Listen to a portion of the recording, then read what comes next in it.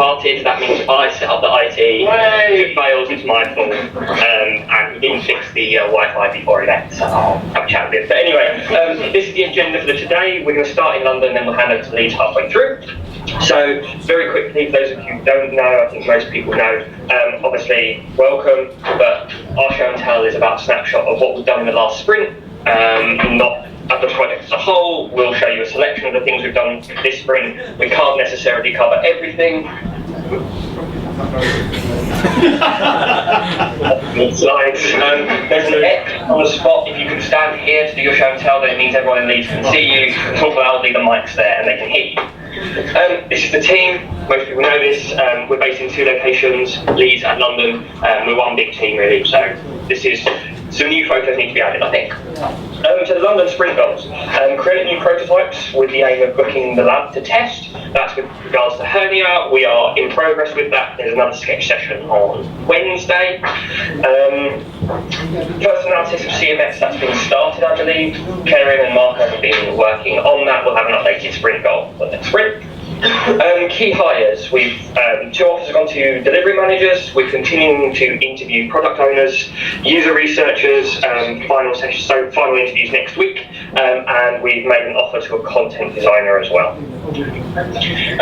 Get beta.nhs.uk content into a scalable position. This is so that we can publish our content more easily. This is something that Dom's been working on, and he's updating his slides now. Cool, so Dom will talk about that in a second. Get the team together for register with the GP. This is done.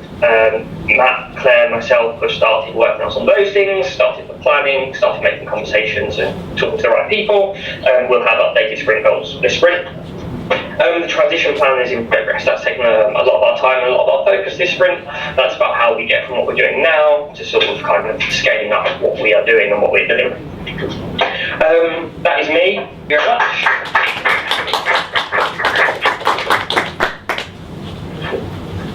Hi, I'm Gemma, I'm a user researcher. I'm going to just tell you briefly a little bit about the testing that we've been doing over the last sprint. So we were in the lab the week before last testing our prototypes for hernia and joint replacement. We talked to 11 people, 5 hernia and 6 joint replacements. We tested the second iteration of our one-off procedures prototypes, and that included looking at some second-tier content, so allowing people to dig in and find more information about specific areas. We also worked with the ERS team, and we tested one of their early prototypes. So just to show you what we did, so that on the far left is the 7 steps to joint replacement surgery. We had 2 different prototypes, one for joint replacement, one for hernia, and the subsequent pages you can see are what we're calling the second tier content. So we've got seeing a surgeon, more information. So this was questions that you might want to ask your surgeon when you're going to see them, information about the pre-op assessment, getting ready for surgery, the day of the surgery, and help with recovery. And we also looked at some personalised information in relation to operations. So this is a real snapshot of what we found, but just to give you a flavour, one of the things that stood out was that the journey to surgery is not always linear, and as you saw from the previous slides, that the kind of linear representation of it, we found that for some people that worked, for others it doesn't work like that, because they might have to go to, there might be some physio, there might be other treatments, painkillers, they might have to lose weight before they go ahead and have surgery. So we found that for some people that linear journey it kind of jarred slightly, I suppose. We also found that the first step is booking an appointment, so which linked off to the ERS prototype. For some people, that's not necessarily the start of their journey to surgery, because they haven't kind of made the decision to start surgery until they've seen the surgeon. So there is some things we need to work on around that. And the next step is going to be broadening out that journey to include the kind of symptomatic stage, and also to make it more of a kind of complete patient journey. In terms of the second tier content, we found that people were particularly interested in the information on questions to ask your surgeon, and also information around what kind of support and help with recovery. Particularly around recovery, there seems to be a kind of lack of information out there on what people can expect in terms of the pain they might experience, the support they might need, and just how hard it's going to be after surgery. So I think that's a gap that we can fill. And just following on from that, the pain after having surgery can come as a bit of a shock to people. So I think that's somewhere that it is a gap that we can fill. We also looked at the kind of booking your appointment prototype, which is from the ERS teams. This is kind of an overview of the process that someone could go to book an appointment. So putting in the details, choosing an appointment, selecting a day, and then having their appointment confirmed. The overriding thing that we found, people want to book their own appointment online. I think that was very clear. They wanted to have the choice, make that trade-off themselves of when the distance to hospital versus the time to appointment versus the time to treatment. And I think that is something people wanted to have control of. But what was very clear is that people often are unaware that they even have a choice of hospital. And considering we were conducting these interviews in London, where there are lots of different hospitals to choose from within a small space, it was very clear that people just didn't realise that they had that choice.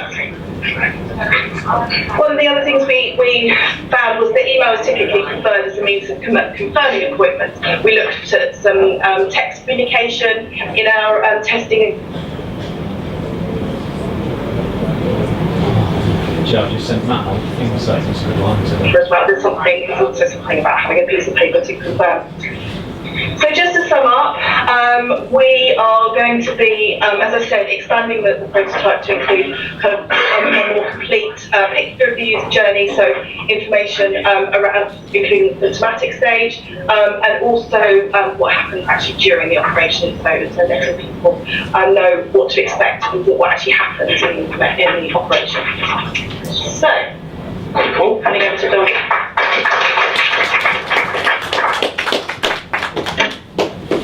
Hello, I'm Dawn. I'm one of the developers on NHS.UK beta. I'm going to try and run two laptops here while I make my notes.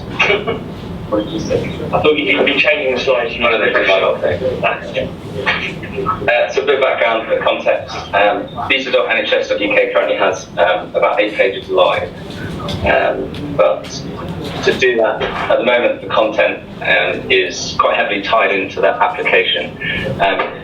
It looks a bit like this. It's pretty much inside the templates, it's HTML, and as you can see, you kind of need to know a little bit about markup languages to be able to change this content. We did it because at the time it was fast and allowed us to get these pages live quite quickly. We needed the layouts and could change quite quickly, so having them embedded into one app meant that there'd be less effects downstream. And we were quite a small team, so we could, as developers, work quite closely with content designers to make those changes.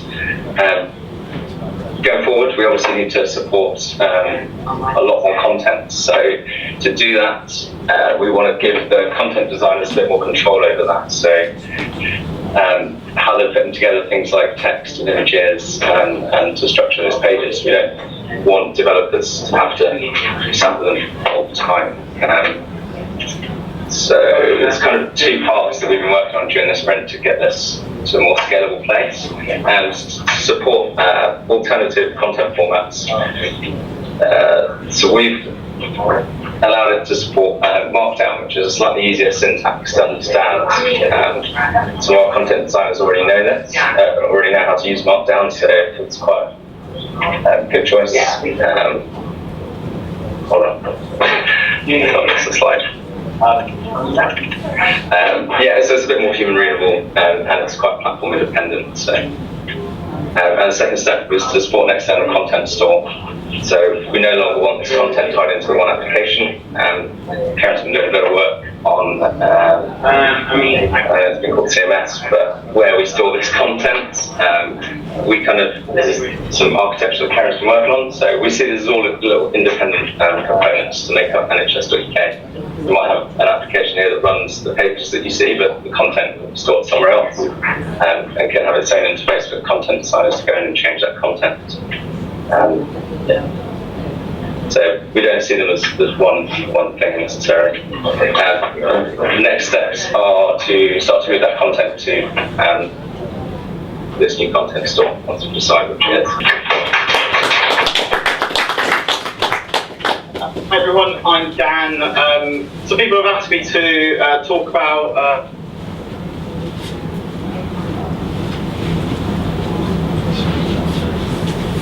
sat in the room with a guy called Simon Wardley. This is him, Simon Wardley.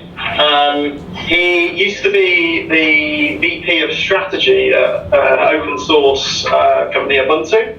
He also wrote a pretty important document in 2010, which is called Better for Less. He wrote it with Liam Maxwell, who went on to become the government CTO, and a bunch of other people too. And this really set the blueprint for how government was getting ripped off from bad IT companies and bad IT contracts, and was hemorrhaging money on this kind of stuff. Simon advises companies. He kind of operates in the kind of cloud world, but he kind of focuses on technology strategy and business strategy. And he's pioneered this thing called mapping. He's come up with this thing called mapping.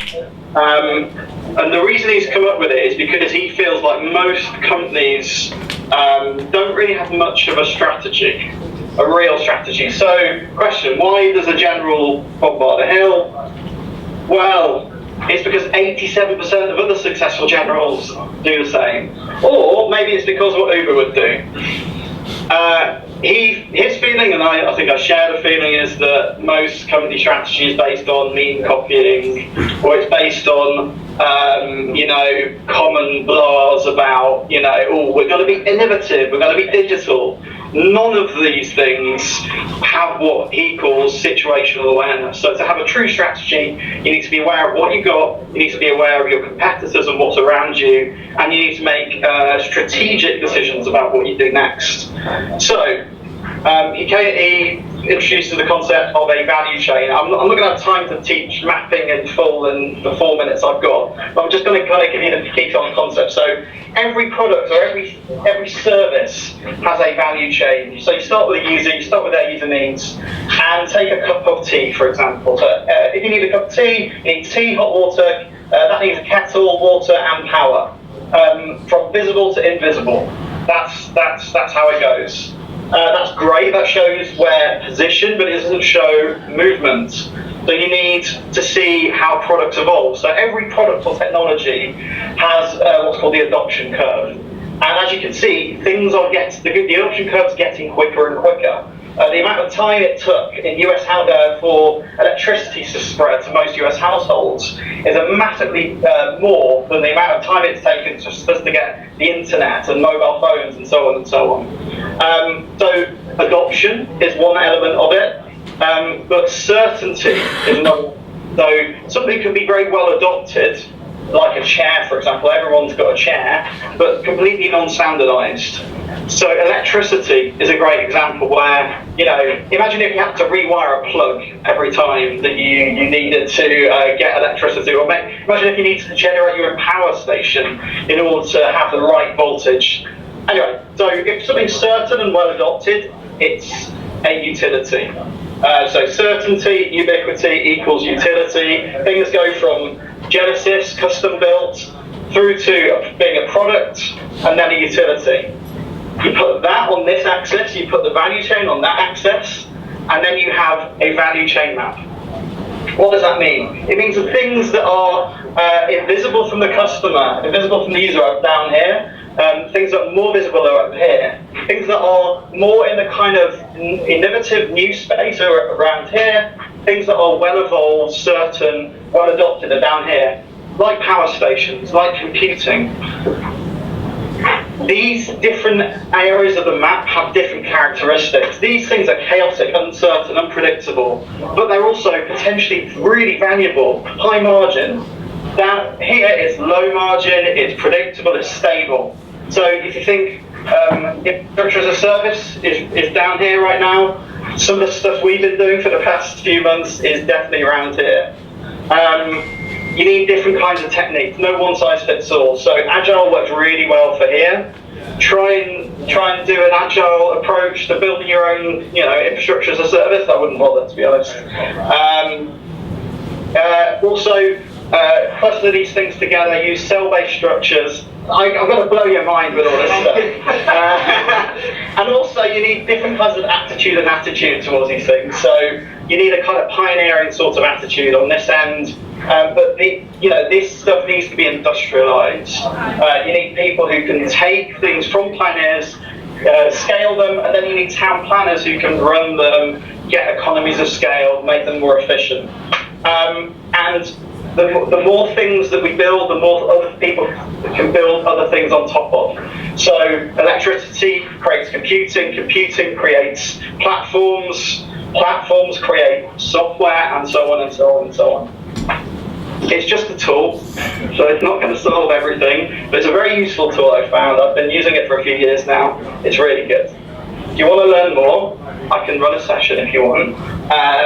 But he's writing a book on Medium right now. Chapter by chapter, he's releasing it like every week, so go read that. His blog's also good if you like cloud punditry. He's very good at that. That's it. Thank you.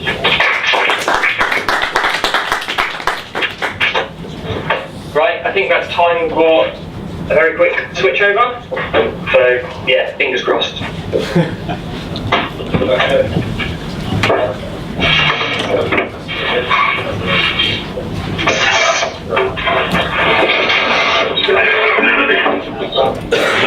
Would it be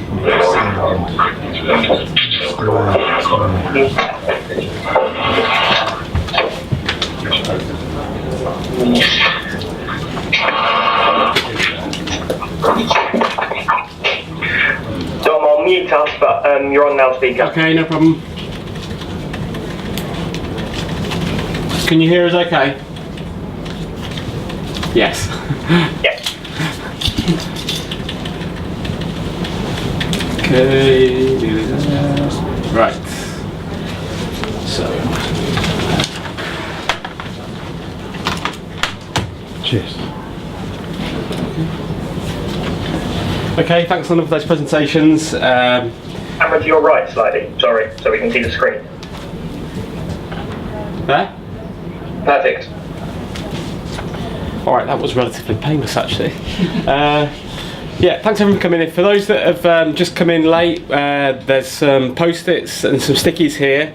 We're doing a after show and tell quick retro if you want to leave us some feedback. That Sai's just lovely showing us like what you've liked, learned, any questions to take away and what we could do better.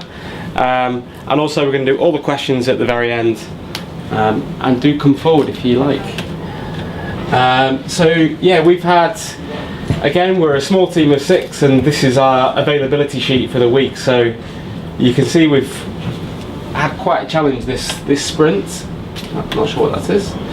So this was actually our Trello board, which kind of suggests we might need to think about how to do planning. It's what I call an upside down inverted Trello. So this is all the stuff we've done and the sort of stuff we didn't quite get round to. So we probably need to improve our planning a bit. That said, there were some absolute colossal efforts this week by, this is actually Steve that you can't quite see, but this is Steve at 6 PM on a Friday night, and this was pretty much every day, 12-hour shifts, more or less, so very impressed with Steve. And also a shout out to Sai, who did, I think, 4 or 5 days in London, including a Friday night in London. So there were some huge efforts. So onto our goals. We had a goal that Steve and Neil were working on, and this was about getting our agreed MVP into beta infrastructure. And it was about focusing on just one page at first, which was the summer cake page, and we started that. And with Sai's been working on progressing the visual design to be more like beta, which he's going to do a presentation on later, so I won't go too much into that. We didn't do any research in this sprint, but we're planning for next sprint, and we've put in some plans to visit some pharmacies and to get some learnings from them.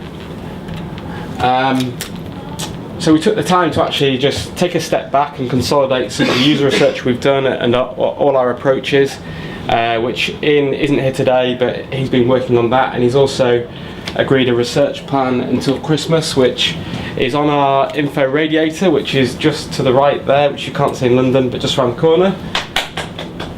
Was that a clap? Because I've been promising it for a while. Yeah. Okay. And we did some other stuff. As Dan's mentioned, there was some program mapping sessions that Joe and Si was involved in. We did a big pull together for the Innovation Expo, which was really good. And I've also completed some interviews. So, moving on, I'm going to hand over to Si, who's going to do. Good work. Cheers. Does it tap the keyboard? Yeah. Just the right arrow. Right arrow. Like Jean-Michel Jarre. Right, so this summer cake page, it's in beta. Very quick overview where we're coming from for those that are new to all this. Sometimes we forget to give a quick bit of backstory. Summer cake page that you get to beta, this has been worked on by the guys down in London. What we've been looking at up here in Leeds is there were some trigger points in here about go speak to a pharmacy. We thought there's loads of data around pharmacy. What if we could direct people to pharmacies? What if we could direct people to pharmacies that could help them with this condition? And this is where we kind of set off. This is our first stab at trying to get it so it looks properly like the beta. A lot of you might have seen the prototypes before where it was a lot starker, thin header at the top. That was what we used to call the alpha style, which was very much a holding style. This is the sort of evolution of that style. Nowhere near finished yet. There's a blog post in that. It's been taking 4 weeks to write. But you see here there's a green button. Find an open pharmacy. We've just used the style that the guys down in London have done already. Just wedge that in. And down here. Fits in pretty easily at the moment. And we kind of thought, well, we need to do a bit more around this. What if we were to take the connecting to services thing we'd been working on and just apply our style to it? So this is what it just looked like when I lifted the code and just applied the beta style sheets. This is the first page, which is find a place that can help you with treating headaches at home. And there you go. Oh dear. It's not very pretty. This is a visual that I did about 4 weeks ago, maybe. The idea was to kind of like say, what can we do to put a conversational user interface, ask questions as part of the beta styling. It's not something that Tim, Mark, and anyone else had looked at, and I thought we'd have a look at that. So it looked like that in my sketch visual. There you go. It's all right, isn't it? And then about 2 weeks ago, this popped up on the cross-government designers list. If play spot the difference, my radio buttons look exactly like the radio buttons that were on the cross-government design list. Cross-government design list, for those who don't know, is a list where all the governments are cross-designers. We are part of that extended family. We're not HMRC. And this popped up. They've been doing a lot of work around accessibility. They've been doing a lot on their styles to make it better. And I don't know if I'd seen this style a couple of months ago and it's just stuck in my head, but I was a bit like, well, if they've done that, why don't we just nick that? Last Thursday I went to the mothership, I went to Aviation House, to GDS, and I spent some time with this guy. This is Robin Whittleton. He's the head of front end at GDS. And I took him through in about half an hour where we'd come to from design and how we got there, and I took him through the code that Dom had done for the beta and where we got to that, and he basically said, here you go, dude, just wedge these into your code and that will give you those buttons you want. So I did that and we've wedged that into there like that. Looks alright. The sharp-eyed amongst you might kind of see that there's these little bits underneath here, but I mean for a day's work to try and cut 2 sprints work down to 1.5 days, I don't think that's too bad. You see that? So, but at some point today I'll just be smoothing that out. So you might say, oh, that's not a lot. But I mean that's like relying on like 3 months worth of work that GDS have done and we're just like pushing that in. So when people talk about how hard is it to do cross-government stuff, it's not, it's really easy. We just go and we talk to people, we've got an idea, we've just seen some sort of synergy or about what we're doing and what they're doing, and we're going to bring that in. Accessibility, as I keep saying, is a thing that we need to bake in, and if another part of government has done a lot of work to make sure that's there, it's not literally a copy and paste, but it is something where we can take that stuff, borrow it as much as we can and feed that in. Anyway, so if you want to see where we've got to at the moment, we're designing the open. This is an absolute mess at the moment, I'm really sorry. But if you go there at the moment, I'll tie it up by the end of today. You can click through where we've gone at the moment. There are some more pages, but I'm just making a point about how we're under a lot of pressure. We're trying to cut corners, but we're finding smart ways of doing it. And onwards. Oh, it's me again. I don't want a round of applause, it's fine. Right, so... we started across the design community.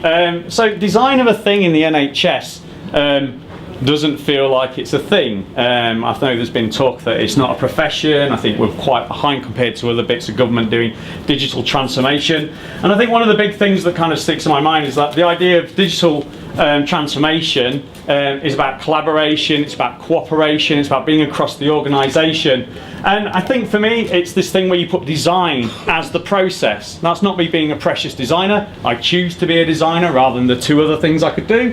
And I think design's a thing where it makes you think how you're doing it and why you're doing it. And a bit part of that for me is it's about teamwork. And it's not just about this team, I think it's about all the teams across the NHS. So, I kind of thought, what if we could abuse our position as NHS.UK, and although we might be looking at a transformative thing within our team, what can we do to do some little things that could maybe help transform other bits of the NHS? Because someone's got to do it, and I got a bit frustrated. So let's start and see where it takes us. So using, and these are just 5 of 8 things because the slide's only that big. I use Slack, I used email, I used Jammer, I used Jabber. I think James Hawkins put something on an intranet blog. There are all sorts of stuff. And we said, let's all get together somehow as designers, people interested in design, and talk about design across the NHS, not just NHS.UK. And so, people from Exeter, Leeds, London, Newcastle and Southampton got together using 3 MacBooks, 1 telephone, Hangouts and WebEx. Digital transformation, by the way, is as much about getting this simpler as it is about people. Absolute nightmare, totally. This is Ben Cullimore. He came along. Oh, I've got the slides wrong way around. This is me and Dom trying to get those 5 locations to speak to each other. So there you go, you can see 3 MacBooks on, there's my phone as well. Absolute nightmare, terrible. And we could not find any other way of doing it. There was no one thing that all the people could just use across those 5 locations. So we were pointing one MacBook using Hangouts to another one using WebEx so they could all talk to each other. Anyway, what we did do though is I did a talk on the NHS.UK stuff. Ben Cullimore, designer on ERS, I was spending a bit of time with him recently. I seem to have taken him under my wing, and they went for their assessment on Friday. To help him as part of that assessment, he came and did a bit of a talk, so he got used to speaking to people. He was a bit nervous up front, so I think if you see him, give him a pat on the back, really brave for coming forward. And he took us through what they're doing at ERS, and this for me is the best slide that I've seen since I've been in the NHS for 3.5 months. It says, if your site is good on a mobile device, it translates better to all devices. I was sort of known as a touchscreen Nazi when I was at HMRC because whenever we did show and tells, I made them reduce the browser so it was thinner. Most of the people on the service I was on at HMRC used mobile phones, so we should be thinking like that. We shouldn't be talking about clicks and widescreen stuff like that. And Ben and that team there, they're on that. It's amazing, and it's great to see them being driven by using these like that. It's embarrassing. Anyway, right, so the next one, already the BSA team up in Newcastle said they're going to host it, so they're probably going to have some sort of technological nightmare as well. But we're on with it, and this morning, this guy's Ben Terrett. Those who don't know Ben was the head of design for GDS when it started going. And Ben tweeted this at me this morning, and I think if you've got Ben Terrett's approval for anything, you're doing well in life. Thanks.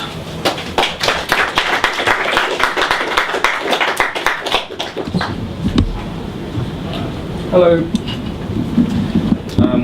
For those who don't know me, I'm Joe. I'm working as a product manager on NHS.UK. I'm going to talk a little bit about the work we're doing here in Leeds and just how that fits in with the scaling and the planning and the mandate that Karen was talking about.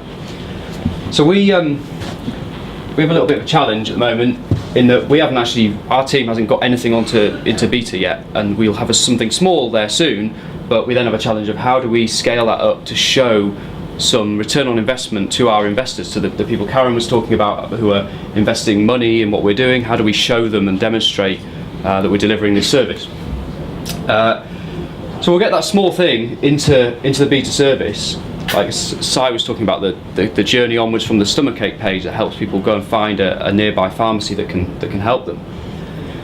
But then we've got to scale up from that, and we could focus on that one piece of work, and we could iterate it lots, and we could improve it and keep it really narrow and make it the best possible journey on from a stomachache page that helps you find a pharmacy that's ever been.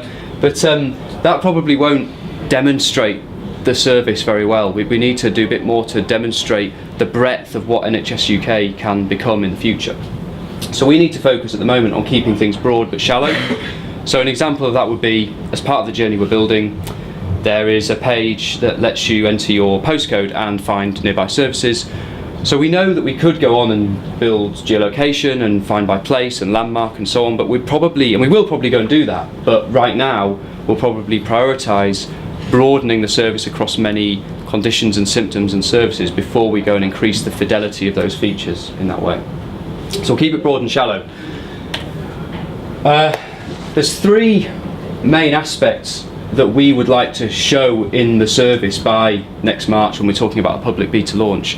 We want to demonstrate different aspects of what NHS UK can be. So the first thing is we want to create some service connections from some of the new symptoms and conditions pages. That's what the thing that Si was showing is all about. We want to add some task-focused entry pages for NHS services, and we want to improve the connections to existing online transactional services. So these are things that all fit in with the bigger picture of what NHS UK needs to become. So the first one, service connections from some of the new conditions and symptoms pages. So we're all about creating fast, practical, easy to use content that users can act on. Our research shows that that's what they want.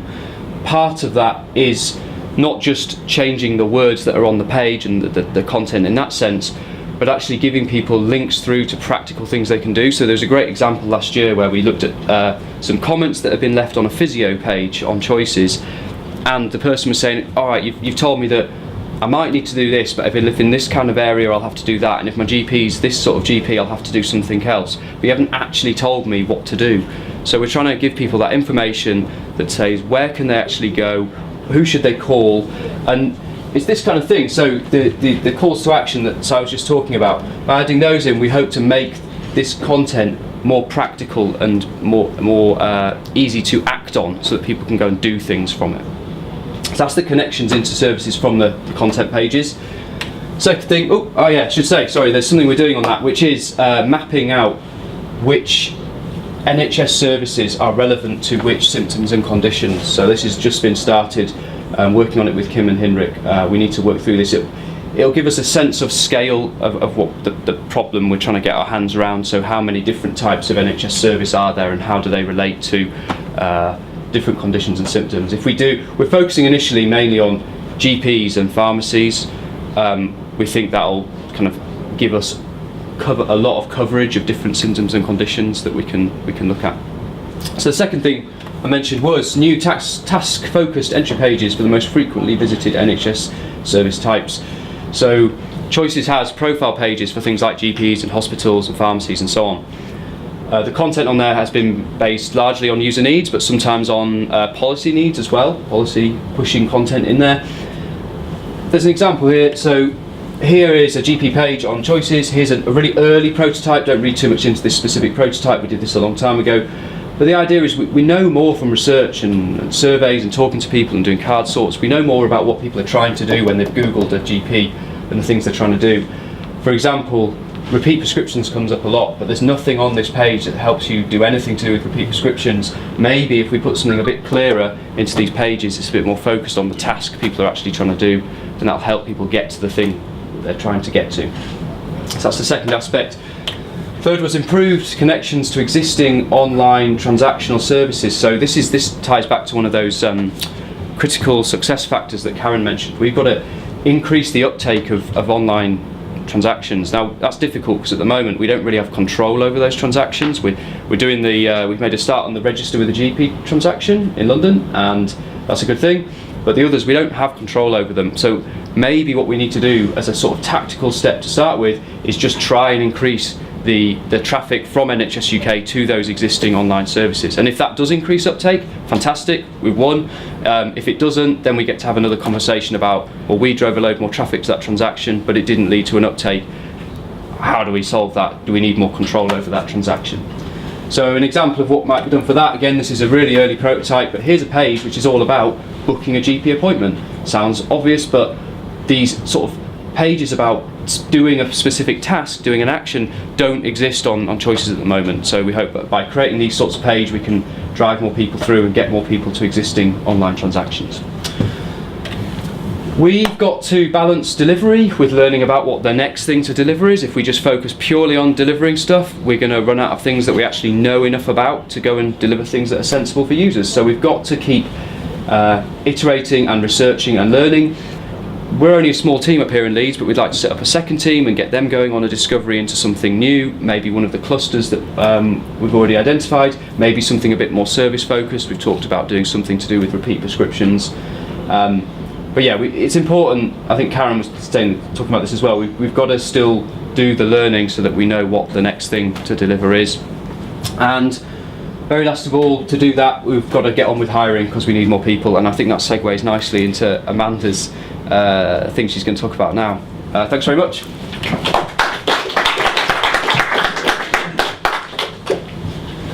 Thanks, Joe. Which one is this? Yeah. Hi everyone, for those that don't know me, I'm Amanda. I'm a Programme Director here at NHS Digital, but one of the things that I'm working on at the moment is how do we support and recruit more digital people. So I don't know whether you know, but for better or for worse, in NHS Digital we're all in a profession, even contractors, we're all in a profession. That profession sort of governs how much you get paid, what jobs you do actually, and how you get supported. So one of the things we're looking at is that the current professions are quite traditional: project managers, programme managers, developers, and we're missing quite a lot of the skills and roles that we need. Things like user researchers, delivery managers, product managers, UX design. So what I'm looking at is setting up a profession for that. It's going to be temporary because we don't really know where we need to be going in the future, but it means that what we'll look at is the career paths, the job descriptions, the salaries, the support of all of those types of roles, so that we can then understand what we've got. You might not know, but quite a lot of UX people in this organisation are actually called service designers or developers, just because we can't really fit them into the right boxes. So once we sort this out, we'll figure out what we've got, we'll then figure out what we need, and then we'll look at the gaps, and the gaps will be either we'll recruit or we will train and those kind of things.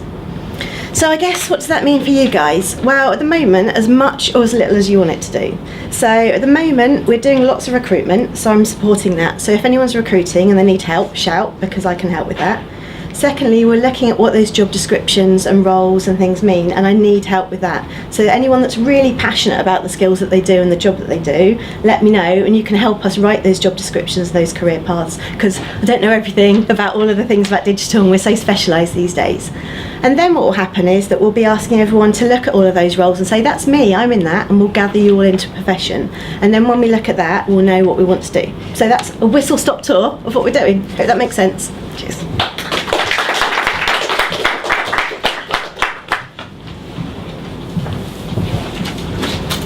So I suppose it's me next. Let's have a look.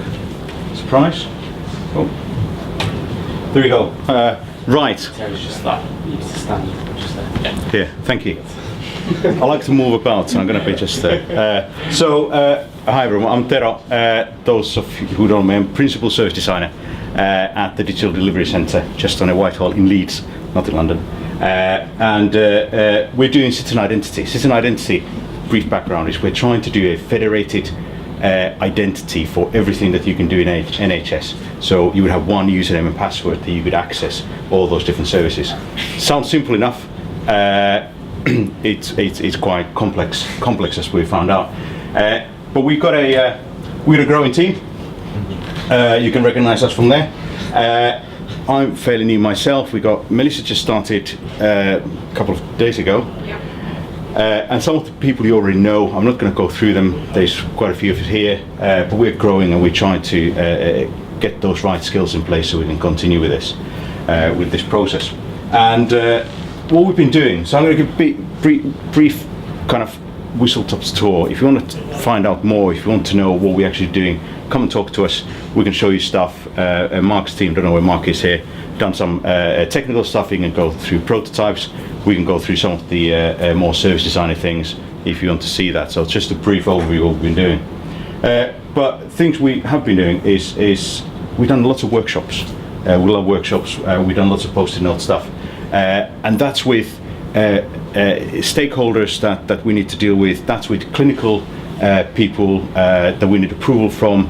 And those have really been, we're looking at creating those journeys, creating those service blueprints that we need to understand what is the kind of thing that, where do we fit in with all of that kind of stuff. We then have some of those proposed ideas we had, that we took those to some of the clinical groups to kind of see, does this make any sense to you? Can we start to kind of talking to you guys about that? And what does that look like? So this is a service blueprint that one of them we've been doing. We've done 19 altogether. And the reason why there's so many of them, because they're all based on a persona and a journey. So they're one journey, but one persona, one scenario through the whole journey.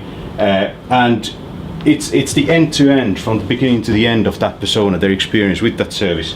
And we're somewhere in the, our identity thing is just somewhere in the middle, but we need to understand the whole thing, how we're going to do that. But the service blueprint also looks at the whole stack of stuff. So we have, on top of here, we have physical evidence. So they need passport where they go to GP, or they need to print the letter from the GP, or whatever the kind of physical stuff that they need. They need a mobile phone at certain times, or their desktop computer. Then we look at the customer actions. So what is literally the actions that they do, that they have to go through the journey. We have the here is the front stage, as we call it. So that's the user interface. Now that could be a mobile phone, it could be a desktop, it could be some of them we have a face of receptionist. That's your user interface. Sometimes you can't talk to somebody, you have to go and get out of that digital journey. So we'll look at the online, the offline bit. And then we have the backstage stuff. So what are the things that we need to support that? So what are we actually need to technically build in certain parts to get that happening? And then the last one is supporting processes. So what are those third parties? What are those GP systems? What are those spine things we may need to access to have some data, to transfer data in between? So end-to-end, full stack service blueprints of understanding how do we deliver this whole thing. Those blueprints, those gave us, when we worked through those with stakeholders, they gave us lots of different assumptions. And I think assumptions are the big questions we have that we don't know answers to. Are they true or false? But we gathered loads of those post-it notes. We collected them through every time somebody talks, somebody's writing post-it notes about all those questions and ideas we have. And then after a few of those, how do we prioritize this? How do we make sense of all this stuff that we have? And we did a very simple confidence and risk prioritization, where we have a risk of, if you don't do that, what does it mean? If we don't do this thing that we have assumption of, how big risk would that be? From high to low. And then confidence, how do we know about that stuff? How do we know about that? How much do we know about assumption? What does it mean, or how are we going to get on with it? And we just put those post-it notes. It's relative process. There's no real scale into this than high, medium, low. And high risk stuff that are really, we need to do and we don't know anything about. Well, that's the priority we're going to deal with first. Those are the big questions. And believe me, there's a lot more post-it notes in that I drew in this picture. So that gave us we have lots of stuff to do in here. This is where we're going to start. What are those big questions that we need to deal with? But we're not working in isolation. We know absolutely, yes, we're dealing with 3 pages. That's the scale of user experience, if you like. But we don't exist unless we have a service that wants to use identity. What is the customer? Who are the customers we have? And also we need the identity providers. So that's why we need to understand the whole service. And these are the 5 stages of a service, if you like. Every single user will go through these on any service, not just ours. Any service there exists will go through this. Awareness, how do they find out about that? How do they know it exists in the first place? If they don't know it exists, they're not going to use it. How do they engage with it? Can we make it so that it's so exciting, and maybe that's a quite brave word, useful sounding, that they want to actually use that, they want to engage with that service. Again, if they don't want to do that, we wasted time and money to do that. Then there's the use. This is what usually people concentrate on. How do they actually use that? But it's only a small part of the whole journey. Development. How do we develop the service for them in that 5-year period, 10-year period that is going to be live? How do we develop it? What kind of data can we gather? How can they develop it? Can they enter more data? Can they create a profile? How does that going to help them? We don't know, but that's part of this. And then re-engagement. I call this re-engagement. Some people call it exit, leave. I don't want people to leave. I want them to come back. So in our case, it's an identity. If they've forgotten their password, username and password, can we email them every 2 months and say, hey, did you know we have new stuff in here? Here's a username. You can recover your password by using this link. So at least they know that that's happening. So what can we do in here? So what we're going to do next, I'm going to stand there, same as I do there. We're going to do lots more workshops, but this time now we have those big questions. Now we have those blueprints. Now we're going to take those to our customers. Sean Ostram's done a great going through all those NIP projects. So we have a timeline now of when are those kicking off, and so we have a priority. We have about 5 or 6 high priority programs that have said that they need identity or think they need identity, and we're going to go and talk to them. So we start to get answers to those questions we have. So we're going to talk to some local stuff like Liverpool and London, but one of the next one we're going to talk to is NHS.UK down in London. So we're going to have that next week, and we're going to start progressing this forward. Start to talk to you guys about, so where do we fit in? How is this going to work out? And there we go. Thank you very much.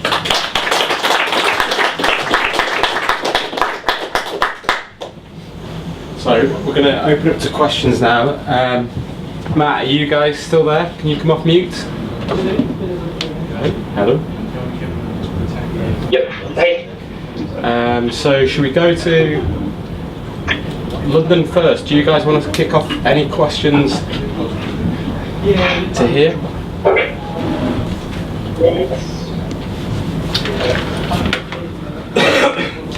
No, you're okay?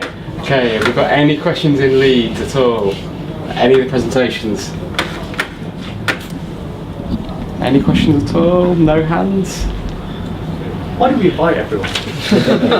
Alright, so should we close off there, Matt? Cool, sounds good. Alright, thanks guys. Just a reminder for here, if you could remember to stick at least one sticky up that tells what we could do better, and do stick around and talk to any of us if you want a bit more of a further conversation outside show and tell. But thanks everyone for coming.